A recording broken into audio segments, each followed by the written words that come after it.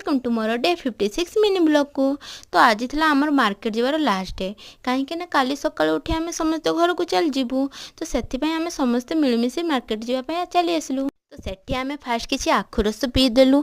ये आंटी जनक बहुत स्वीट थे, से खाली मोर वीडियो आगे आसबे भी ट्राए करते। तो से मो वीडियो आगे को ले आसली।